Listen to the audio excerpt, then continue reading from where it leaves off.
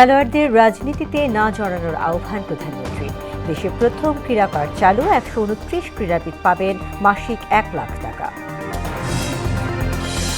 সরকারের নানা উদ্যোগেও জ্বালানি তেল সরবরাহে ঘাটতি, ঈদে বাস, রেল, নৌপথে 377 দুর্ঘটনায় 394 জন প্রাণহানি।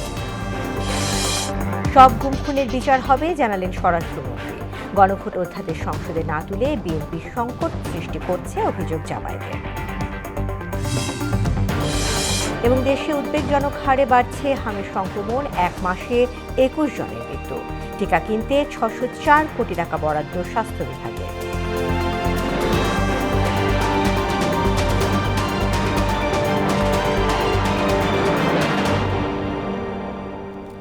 আসসালামু আলাইকুম, মোহনা সংবাদে সবাইকে স্বাগত। শুনছিলেন শিরোনাম, পুরো সংবাদে আছি আমি তাসমিয়া জেরিন। এবার বিস্তারিত। খেলোয়াড়দের রাজনীতিতে সম্পৃক্ত না হওয়ার আহ্বান জানিয়েছেন প্রধানমন্ত্রী তারেক রহমান। সোমবার সকালে তেজগাঁওয়ে প্রধানমন্ত্রীর কার্যালয়ে ভাতা ও ক্রীড়া কার্ড প্রদান অনুষ্ঠানে একথা বলেন তিনি। এ সময় প্রধানমন্ত্রী আরও বলেন, সম্ভাবনাময় খেলোয়াড়দের কাজে লাগিয়ে অন্য দেশের মতো আমাদেরও এগিয়ে যেতে হবে। তানজিদ ভুঁইয়ার প্রতিবেদন। প্রধানমন্ত্রীর কার্যালয়ে ক্রীড়া ভাতা ও কার্ডের উদ্বোধন করেন প্রধানমন্ত্রী। ল্যাপটপের বাটনে চাপ দেওয়া মাত্রই ব্যাংকের মাধ্যমে প্রত্যেক ক্রীড়াবিদদের মোবাইলে 1 লাখ টাকা করে পৌঁছে যায়। এ সময় 129 জন খেলোয়াড়ের হাতে ক্রীড়া কার্ড তুলে দেন সরকার প্রধান। একই সঙ্গে আন্তর্জাতিক অঙ্গনে সাফল্য অর্জনকারী ক্রীড়াবিদদের সম্মাননা প্রদান করেন। অনুষ্ঠানে যুব ও ক্রীড়া প্রতিমন্ত্রী আমিনুল হক সরকারের নির্বাচনী ইশতেহার বাস্তবায়নের অগ্রগতি তুলে ধরে বলেন, ক্রীড়াবিদদের সামাজিক ও আর্থিক নিরাপত্তা নিশ্চিত করতে এ কার্ড একটি শক্তিশালী ঢাল হিসেবে কাজ করবে। আজ আমরা শুধু আমাদের ক্রীড়াবিদদের সম্মাননা দিচ্ছি না, এটি বর্তমান সরকারের ক্রীড়া সংক্রান্ত নির্বাচনী ইশতেহারের প্রতিশ্রুতিগুলোকে বাস্তবায়নের গুরুত্বপূর্ণ অর্জন। আগামী 7 দিনের ভিতরে আমাদের 500 জন ক্রীড়াবিদদেরকে আমরা এই ক্রীড়া ভাতার অন্তর্ভুক্ত করব ইনশাআল্লাহ। এ সময় স্থানীয় সরকার মন্ত্রী এবং বিএনপি মহাসচিব মির্জা ফখরুল ইসলাম আলমগীর ক্রীড়াবিদদের দেশের সম্ভাবনা কাজে লাগানোর তাগিদ দেন। একেবারে স্কুল পর্যায় থেকে ট্যালেন্ট হান্ট করে আপনার খেলোয়াড়টিকে তুলে নিয়ে আসা, এটাই হচ্ছে একমাত্র প্রকৃত পথ দেশকে খেলাধুলার ক্ষেত্রে সামনে এগিয়ে যাওয়ার। শহীদ রাষ্ট্রপতি জিয়াউর রহমানের দূরদর্শী ক্রীড়া দর্শনের কথা স্মরণ করে প্রধানমন্ত্রী তারেক রহমান বলেন, আধুনিক ক্রীড়া কাঠামোর ভিত্তি তিনি স্থাপন করেছিলেন। খেলাধুলাকে পেশা হিসেবে নিয়ে একজন খেলোয়াড় যাতে অর্থনৈতিকভাবে অনিশ্চয়তার মধ্যে না থাকেন, সে লক্ষ্যেই কিন্তু বর্তমান সরকার খেলোয়াড়দেরকে ধারাবাহিকভাবে আমরা যে একটা সুনির্দিষ্ট নীতিমালার ভিত্তিতে আমরা একটা সম্মানী কাঠামোর আওতায় আনার কাজটি বাস্তবায়ন আজকে শুরু করেছি। ছেলেমেয়েরা যে দেশের জন্য সম্মান বয়ে নিয়ে আসতে পারে, এটার প্রমাণ এর মধ্যেই প্রতিষ্ঠিত হয়েছে। ইনশাল্লাহ আগামী দিনে আমরা আরও বেশি সম্মান বয়ে নিয়ে আসবো। আধুনিক প্রশিক্ষণ, সরকারি আর্থিক নিরাপত্তা এবং পূর্ণাঙ্গ ক্রীড়া কাঠামো গড়ে তোলার মাধ্যমে বাংলাদেশ অদূর ভবিষ্যতে অলিম্পিক সহ আন্তর্জাতিক অঙ্গনে নতুন ইতিহাস লিখবে বলেও প্রত্যাশা জানান সরকার প্রধান।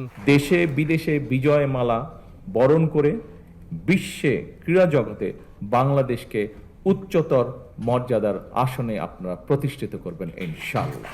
তানজিদ ভুঁইয়া, মোহনা সংবাদ, ঢাকা। আজকে দেশ জুড়ে জ্বালানি তেলের সংকটে বাস, ট্রাক, মোটরসাইকেল সহ বিভিন্ন যানবাহন চালকরা ভোগান্তিতে পড়ছেন। তাদের অভিযোগ, দীর্ঘ সময় লাইনে দাঁড়িয়েও মিলছে না তেল। এদিকে অবৈধ মজুদ ও পাচারকারীদের বিষয়ে স্থানীয় প্রশাসনকে তথ্য দিলে 1 লাখ টাকার পুরস্কার ঘোষণা করেছে সরকার। প্রতিনিধিদের পাঠানো তথ্যে আরও জানাচ্ছেন মাহমুদ আক্তার। জ্বালানি তেল সংকটে ভুগছে ময়মনসিংহ জেলার অর্ধশতাধিক পাম্প। জেলা জুড়ে তেল মজুদ না থাকার অভিযোগে বেশিরভাগ পাম্প বন্ধ রেখেছে মালিকপক্ষ। লাইনে যারা আছে সবাই তেল পাবে কিনা সন্দেহ প্রকাশ করা যাচ্ছে। 200-300 টাকা তেল দিয়ে আমগর কি চলে, আমগর রান করলে প্রতিদিন 100-150 কিলো। গাজীপুরের কালিয়াকৈরে 14টি ফিলিং স্টেশনের মধ্যে অধিকাংশ পাম্পে তেল সরবরাহ বন্ধ রয়েছে। কোথাও কোথাও সীমিত পরিসরে ডিজেল বিক্রি করা হলেও অকটেন ও পেট্রোল সরবরাহ সম্পূর্ণ বন্ধ থাকায় ভোগান্তিতে পড়েছেন যানবাহন চালকরা। বাগেরহাট জেলার পেট্রোল পাম্পেও দেখা দিয়েছে তেল সংকট। পর্যাপ্ত সরবরাহ না থাকায় দীর্ঘ লাইনে অপেক্ষা করায় ভোগান্তিতে পড়েছেন যানবাহন চালকরা। গত 2 সপ্তাহ ধরে আমাদের এই পেট্রোলের চাহিদা পূরণ হচ্ছে না। এদিকে রাজশাহী জেলার বিভিন্ন পাম্পে তেলের সরবরাহ কমে যাওয়ায় অনেককে ফিরতে হচ্ছে খালি হাতে। এতে ভোগান্তিতে পড়েছেন গ্রাহকরা। বিদ্যমান পরিস্থিতিতে কেউ যাতে জ্বালানি তেল অবৈধভাবে মজুত করতে এবং সীমান্ত দিয়ে পাচার করতে না পারে সেজন্য টহলের পাশাপাশি গোয়েন্দা নজরদারি বৃদ্ধি করা হয়েছে। 3টি ডেপোতে আমরা 3 প্লাটুন বিজিবি মোতায়েন করা হয়েছে এবং এর মূল উদ্দেশ্য হলো জ্বালানি ডিপোর সার্বিক নিরাপত্তা দেওয়া, ডিপো থেকে পেট্রোল পাম্পগুলোতে সঠিকভাবে সরবরাহ নিশ্চিত করা এবং সীমান্তবর্তী এলাকা দিয়ে যাতে পিওএল পাচার হতে না পারে সেই ব্যাপারে কার্যক্রম গ্রহণ করা। গোপালগঞ্জে জ্বালানি সংকটে দুর্ভোগে পড়েছেন পরিবহন চালক ও কৃষকরা। রোগী তো গাড়ির ভিতরে মারা যাবে দাফাইয়ে, যদি যাইতে না পারে পথে 2 কিলো 5 কিলো 10 কিলো যায় গাড়ি বন্ধ হয়ে গেল। সাম্প্রতিক মধ্যপ্রাচ্য পরিস্থিতিকে কেন্দ্র করে যেন সীমান্ত দিয়ে কোনোভাবেই তেল পাচার না হয় সেই লক্ষ্যে মৌলভীবাজারের শ্রীমঙ্গলে জেলার 3টি প্রধান তেলের ডিপোতে নিরাপত্তা জোরদারে বিজিবি মোতায়েন করা হয়েছে। অবৈধ মজুত দমন করার লক্ষ্যে বিজিবি সদস্যরা অর্থাৎ বর্ডার গার্ড বাংলাদেশের সদস্যগণ বাংলাদেশের বিভিন্ন জায়গায় অত্যন্ত পেশাদারিত্বের সাথে এবং আন্তরিকতা এবং সর্বোচ্চ সতর্কতার সাথে ডিউটি পালন করছে। ফরিদপুর জেলার রেশনিং পদ্ধতিতে ডিজেল, অকটেন ও পেট্রোল সরবরাহ করছে ফিলিং স্টেশনগুলো। মধ্যপ্রাচ্যের অস্থিরতায় জ্বালানি সরবরাহ নিশ্চিতে কর্তৃপক্ষ দায়িত্বশীল ভূমিকা পালন করবে, এমনটাই প্রত্যাশা সবার। মাহমুদা আক্তার, মোহনা সংবাদ। ঈদের সড়ক, রেল ও নৌপথে 377 দুর্ঘটনায় নিহত হয়েছেন 394 জন, আর এতে আহত হয়েছেন 1288 জন। এর মধ্যে শুধু সড়কেই 346 দুর্ঘটনায় 351 জনের মৃত্যু হয়েছে। সকালে ঢাকা রিপোর্টার্স ইউনিটিতে সংবাদ সম্মেলনে এ তথ্য জানায় বাংলাদেশ যাত্রী কল্যাণ সমিতি। গণমাধ্যমের খবর পর্যালোচনা করে এ প্রতিবেদন তৈরি করেছে প্রতিষ্ঠানের সড়ক দুর্ঘটনা মনিটরিং সেল। সংবাদ সম্মেলনে প্রতিবেদনের তথ্য উপস্থাপন করেন যাত্রী কল্যাণ সমিতির মহাসচিব মোহাম্মদ মোজাম্মেল হক চৌধুরী। পবিত্র ঈদুল ফিতরে দেশের সড়ক মহাসড়কে 346টি সড়ক দুর্ঘটনায় 351 জন নিহত হয়েছে, 1046 জন আহত হয়েছে। সড়ক, রেল ও নৌপথে সর্বমোট 377টি দুর্ঘটনায় 394 জন নিহত হয়েছে, 1288 জন আহত হয়েছে। পরিবহন খাতের বিশৃঙ্খলায় ঘটছে দুর্ঘটনা, এতে নিভে যাচ্ছে জীবন প্রদীপ। কেউ আবার চিরদিনের জন্য পঙ্গুত্ব বরণ করছেন। বিশেষজ্ঞরা বলছেন চালকদের সচেতন করার পাশাপাশি আইনের সঠিক প্রয়োগ না হলে দুর্ঘটনা রোধ করা সম্ভব নয়। ইমদাদুল হক খানের রিপোর্ট। আমি একটা উৎসবে আনন্দ করতে এখন আমার পুরো লাইফটাই শেষ। একটা পানি আমার এখন হয়তো আমি চলতে পারবো না। সড়ক দুর্ঘটনায় পা হারিয়ে এভাবেই কান্নায় ভেঙে পড়েন এই কিশোরী। তিনি একা নন, তার মতো আরও বহু মানুষ প্রতিদিন দুর্ঘটনায় চিরদিনের জন্য পঙ্গুত্ব বরণ করছেন। রাজধানীর পঙ্গু হাসপাতালে দেখা যায় সড়ক দুর্ঘটনায় আহতদের আর্তনাদ। অনেকে টাকার অভাবে চিকিৎসায় নিতে পারছেন না। অধিক স্পিডে গাড়ি চালাচ্ছিল, সেই মুহূর্তে পার হওয়ার সময় আমাকে ধাক্কা দিয়ে একেবারে পা ভাঙিয়ে দিয়ে গেছে একবারে। টাকা পয়সা নেই, ঈদের দিন আসছে, এখনো কিছু হয়নি। হাসপাতাল কর্তৃপক্ষ জানায় ঈদ ছুটির 5 দিনে সড়ক দুর্ঘটনায় আহত হয়ে সহস্রাধিক রোগী এসেছে। এর মধ্যে 542 জনকে ভর্তি রাখা হয়েছে। আর যাত্রী কল্যাণ সমিতির মহাসচিব জানান ওই সময়ে দুর্ঘটনায় প্রাণহানির সংখ্যা 3 শতাধিক। প্রায় 3 শতাধিক প্রাণহানি হয়েছে, 1000-এর বেশি মানুষ আহত হয়েছে। এটা হাসপাতালগুলোতে দেখতে পাচ্ছি, এটার আরো প্রায় 10 গুণ বাড়তি। পরিবহন খাতে সরকারের নিয়ন্ত্রণ থাকার কথা থাকলেও উল্টো ঘটনা ঘটছে বলে জানালেন যাত্রী কল্যাণ সমিতির মহাসচিব। মালিক শ্রমিকদের প্রভাব মুক্ত থাকলে একটা ঈদ যে স্বস্তিদায়ক হতে পারে, বিগত 2টো ঈদ তাই প্রমাণ করেছে।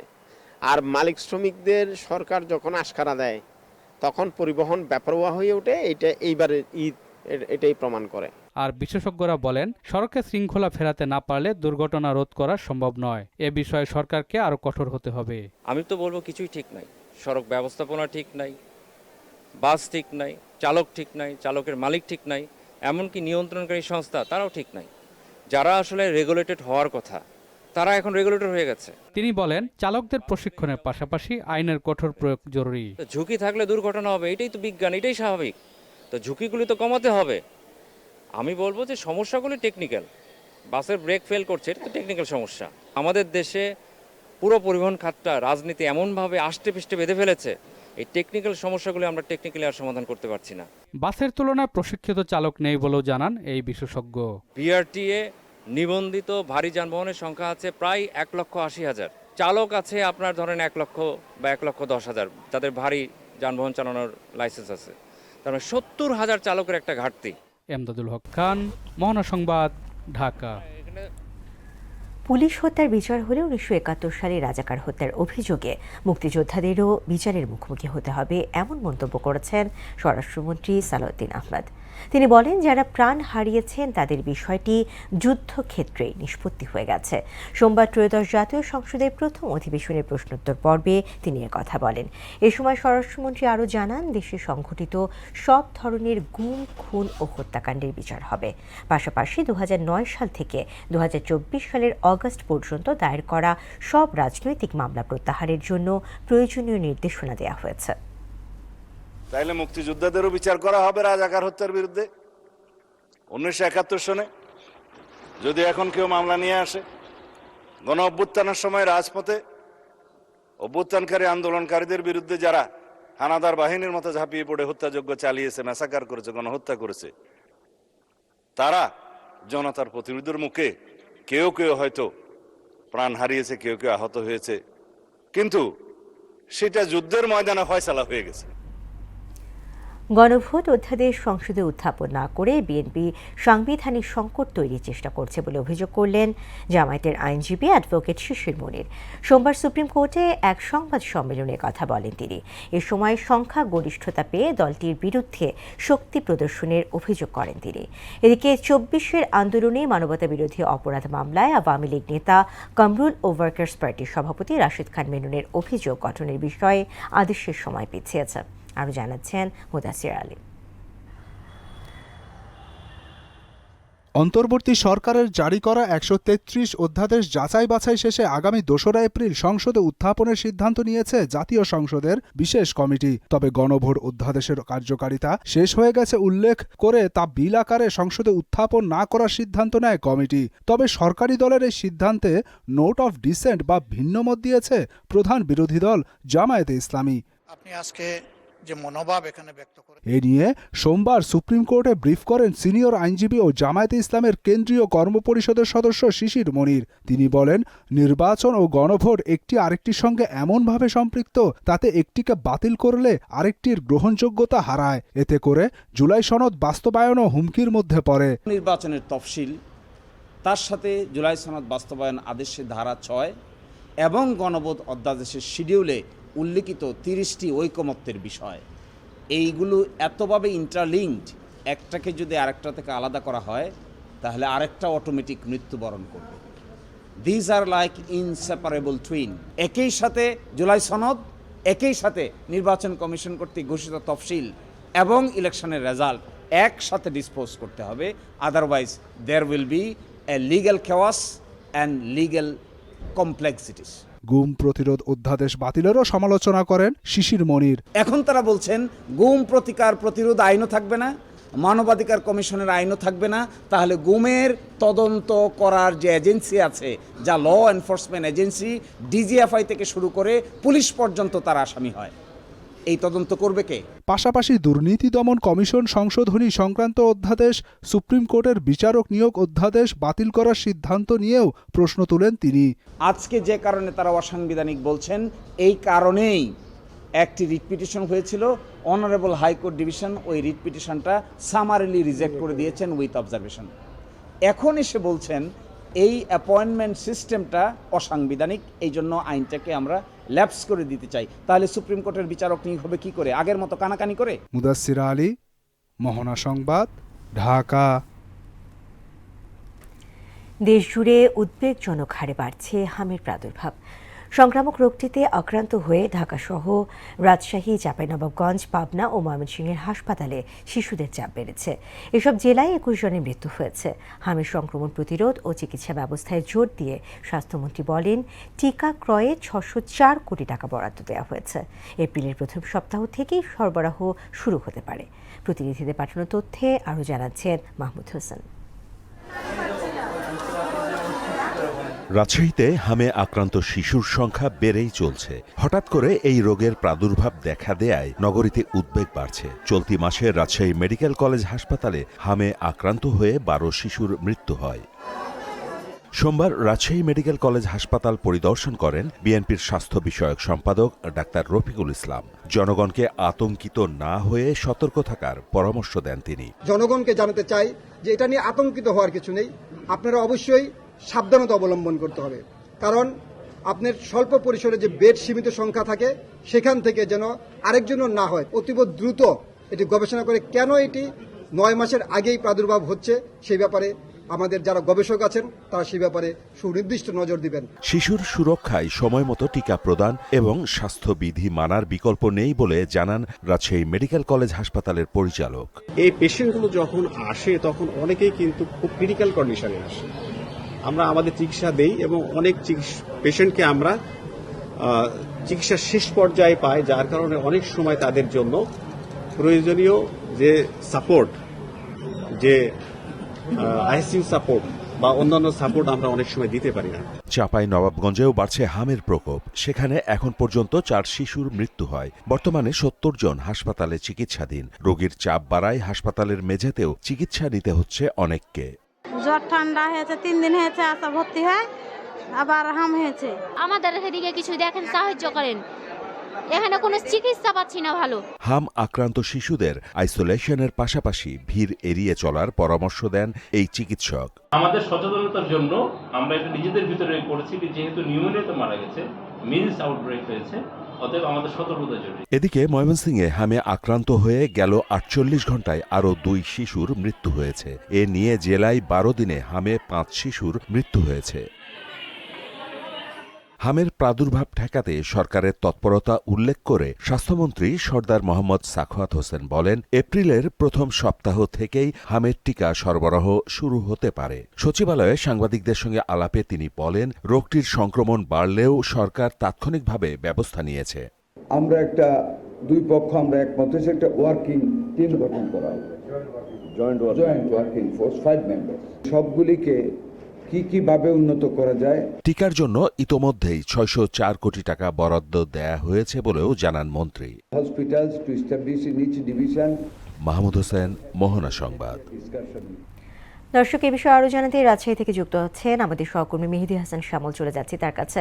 মেহেদী, হামের উপসর্গ নিয়ে হাসপাতালে আসা রোগীর সংখ্যা কেমন দেখতে পাচ্ছেন আমাদেরকে জানাবেন।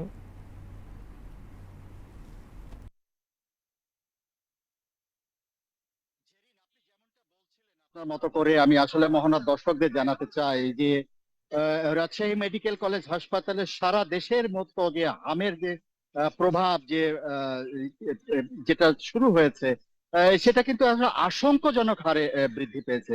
আমি আপনাকে একটু তথ্য জানিয়ে রাখি যে গত 24 ঘন্টায় আসলে 50 জনেরও অধিক রোগী যারা এই হামের লক্ষণ নিয়ে আসলে রাজশাহী মেডিকেল কলেজে ভর্তি হয়েছে। আমি এই মুহূর্তে দাঁড়িয়ে আছি রাজশাহী মেডিকেল কলেজ হাসপাতালের একেবারে যে প্রধান ফটক অর্থাৎ এমার্জেন্সি, এইখান থেকে আসলে ভিতরে আমাদের যাওয়ার তেমন সুযোগ নেই। তবে আমি আপনাকে যে তথ্যটা জানিয়েছি যে এই পর্যন্ত আসলে যে 3টি ওয়ার্ড শিশুদের জন্য যেটা নির্ধারণ করা আছে, 10, 24 এবং 26 নম্বর ওয়ার্ড, এই 10, 24 এবং 26 নম্বর ওয়ার্ডে আসলে গত 24 ঘন্টার যে 50 জনের হিসাব থেকে আমি দিলাম, কিন্তু আজকে যে ভর্তির হিসাব, সেই ভর্তি হিসাবে দেখা যাচ্ছে যে 280 জন হামের রোগী আসলে শিশুদের এই ভর্তি হয়েছে। সেখানে তারা আমাদেরকে ডাক্তার যেটা জানিয়েছেন, অর্থাৎ শিশুর যে ওয়ার্ডের যিনি প্রধান, সে প্রধান শাহিদা ইয়াসমিন এটা আমাদেরকে জানিয়েছেন যে এই শিশুদের মধ্যে যারা ভর্তি হচ্ছে তারা পরীক্ষা নিরীক্ষা করে দেখা গেছে 28 জনের হামের সরাসরি যে লক্ষণ, সে লক্ষণগুলো তারা অবজারভেশন করেছেন।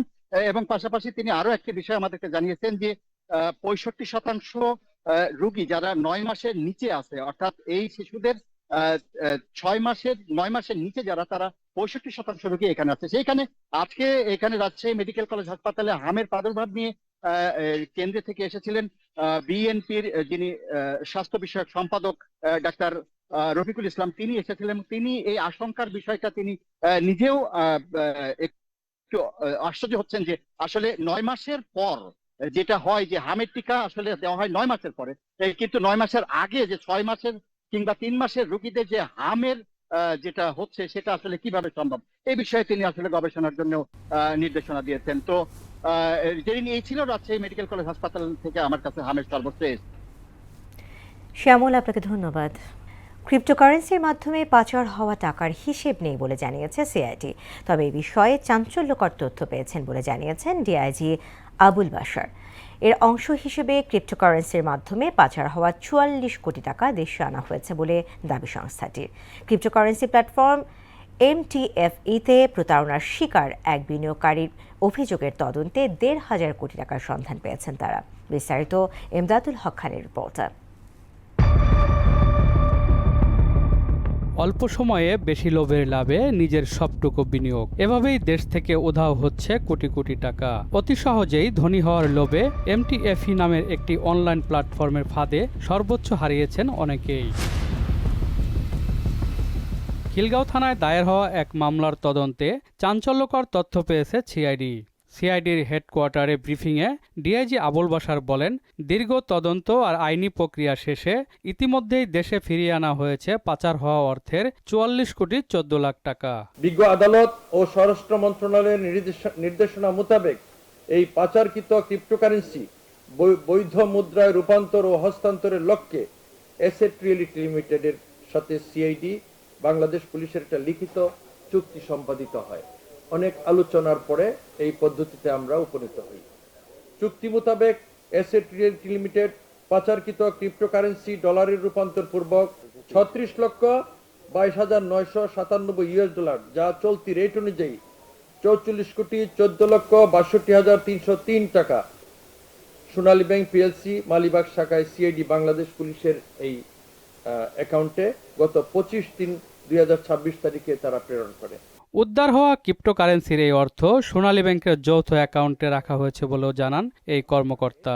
বিভিন্ন পর্যায়ে আলোচনার মাধ্যমে মালিবাগ শাখায় আমাদের সিআইডি 3 সেকশনের 3 ইউনিটের 3 জন বিশেষ পুলিশ সুপারের সিগনেচারের মাধ্যমে একটা যৌথ অ্যাকাউন্ট খুলি। তিনি বলেন, বিদেশ থেকে নিয়ন্ত্রণ হলেও দেশেও ছড়িয়ে আছে এসব প্রতারক চক্রের অসংখ্য এজেন্ট তো অবশ্যই আছে। এরা এই যে গ্লোবাল নেটওয়ার্কগুলি যারা গ্লোবালি ট্রান্সন্যাশনাল ক্রাইম করে, তাদের তো সব জায়গায় এজেন্ট তৈরি করা। এই এজেন্ট যেদিন আমরা ধরে ফেলবো সেদিনই তো আমাদের ক্রাইম ডিটেক্ট হয়ে গেল। আপনি একটাকে ধরবেন, এরকম হাজারটা আছে। এমদাদুল হক খান, মহানা সংবাদ, ঢাকা। সেনাবাহিনী থেকে বরখাস্ত সাবেক লেফটেন্যান্ট কর্নেল মোহাম্মদ আফজাল নাসিরকে আটক করেছে পুলিশ। সোমবার প্রথম প্রহরে রাজধানীর মিরপুর DOHS-এর একটি বাসা থেকে তাকে আটক করেছে গোয়েন্দা পুলিশের একটি দল। ওই এলাকায় 12 নম্বর সড়কের বাসা থেকে আফজাল নাসিরকে আটক করা হয়। বিষয়টি নিশ্চিত করে ডিবির যুগ্ম কমিশনার রবিউল ইসলাম ভূঁইয়া জানান, আফজাল নাসিরকে হেফাজতে নেওয়া হয়েছে। তিনি 2006 থেকে 2008 সাল পর্যন্ত DGFI-এ কর্মরত ছিলেন। এবার আন্তর্জাতিক। ইরানের অস্ত্র কারখানায় রাতভর বোমা হামলা চালিয়েছে ইসরায়েলি বিমান বাহিনী। এদিকে ইরানের ড্রোন হামলায় 24 ঘণ্টায় ইসরায়েলে আহত হয়েছেন 232 জন। অন্যদিকে ইরানের বিরুদ্ধে সংঘাতে জড়ালে দুবাই ও আবুধাবি ধ্বংস হয়ে যেতে পারে বলে সতর্কবার্তা দিয়েছে তেহরান। বিস্তারিত প্রিয়াঙ্কা নিতু ডেস্ক রিপোর্টার। ইরানের ড্রোন ক্ষেপণাস্ত্রে হামলায় রোববার সকাল 8টা থেকে সোমবার সকাল পর্যন্ত 24 ঘণ্টায় ইসরায়েলে আহত হয়েছে 232 জন। এদের মধ্যে 2 জনের অবস্থা গুরুতর। ইরান, যুক্তরাষ্ট্র, ইসরায়েল যুদ্ধের 1 মাসে মধ্যপ্রাচ্যের উপসাগরীয় অঞ্চলের 7 দেশ সৌদি আরব, সংযুক্ত আরব আমিরাত, কুয়েত, কাতার, ওমান, বাহরাইন ও জর্ডানে মোট 5,471 বার ক্ষেপণাস্ত্র ও ড্রোন ছুড়েছে ইরান। এদিকে ইরানের অস্ত্র কারখানা লক্ষ্য করে রাতভর বোমা হামলা চালিয়েছে ইসরায়েলি বিমান বাহিনী। রোববার রাতে এ হামলা চালানো হয়। ইসরায়েলি সেনাবাহিনী জানিয়েছে এই স্থাপনাগুলোতে ৮০টিরও বেশি বোমা নিক্ষেপ করা হয়েছে। শীর্ষ অর্থনীতিবিদ জেফরি স্যাক্স সতর্কবার্তা দিয়ে বলেছেন, ইরানের বিরুদ্ধে সংঘাতে জড়ালে ধ্বংস হয়ে যেতে পারে দুবাই ও আবুধাবি। তিনি বলেন, এই শহরগুলো দীর্ঘমেয়াদী সামরিক প্রতিরক্ষার জন্য তৈরি নয়, বৈশ্বিক পর্যটন ও আর্থিক কেন্দ্র হিসেবে গড়ে তোলা হয়েছে। অন্যদিকে ইরান যুদ্ধ চলতে থাকলে তা বৈশ্বিক সংকটে রূপ নিতে পারে বলে সতর্ক করেছেন তুরস্কের গোয়েন্দা প্রধান ইব্রাহিম কালিন। এর খেসারত পুরো পৃথিবীকে দিতে হবে বলে মনে করেন তিনি। প্রিয়াঙ্কা নিতু, মোহনা সংবাদ। এবারে খেলা খবর। ক্রিকেট। আসন্ন নারী টি-20 বিশ্বকাপে বাংলাদেশ থেকে আম্পায়ারিং করার সুযোগ পাচ্ছেন সাথীরা জাকির জেসি। ইতিমধ্যে আইসিসি থেকে বিশ্বকাপে আম্পায়ারিং করার প্রস্তাব পেয়েছেন জেসি। এর আগে সবশেষ নারী ওয়ানডে বিশ্বকাপেও দায়িত্ব পালন করেছিলেন তিনি। এদিকে গেল মাসে মেয়েদের টি-20 বিশ্বকাপের সূচি ঘোষণা করা হয়। ইংল্যান্ডের মাটিতে আগামী 12 জুন থেকে 12 দলের এই মেগা ইভেন্ট শুরু হবে, যেখানে বাংলাদেশ পড়েছে কঠিন গ্রুপ এতে। দর্শক, শেষ করব মোহনা সংবাদ, যে আবার গিয়ে শিরোনামগুলো আরও একবার।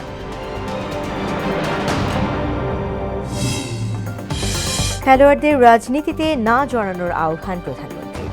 দেশের প্রথম ক্রীড়া কার্ড চালু, 129 ক্রীড়াবিদ পাবেন মাসিক 1 লাখ টাকা। সরকারের নানা উদ্যোগেও জ্বালানি তেল সরবরাহে ঘাটতি, ঈদে বাস, রেল, নৌপথে 377 দুর্ঘটনায় 394 প্রাণহানি। বিশৃঙ্খলাকে দুষছেন বিশেষজ্ঞরা। সব গুমখুনের বিচার হবে, জানালেন স্বরাষ্ট্রমন্ত্রী। গণভোট অধ্যাদেশ সংসদে না তুলে বিএনপি সংকট সৃষ্টি করছে, অভিযোগ জামায়াতের। এবং দেশে উদ্বেগজনক হারে বাড়ছে হামের সংক্রমণ, 1 মাসে 21 জনের মৃত্যু।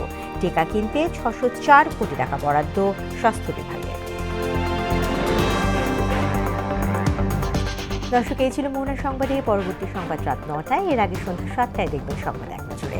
এছাড়া মোহনার সবশেষ খবর জানতে ভিজিট করুন www.mohana.tv। সংবাদ দেখতে পারেন আমাদের ফেসবুক পেজ ও ইউটিউবেও। এতক্ষণ সঙ্গে থাকার জন্য ধন্যবাদ।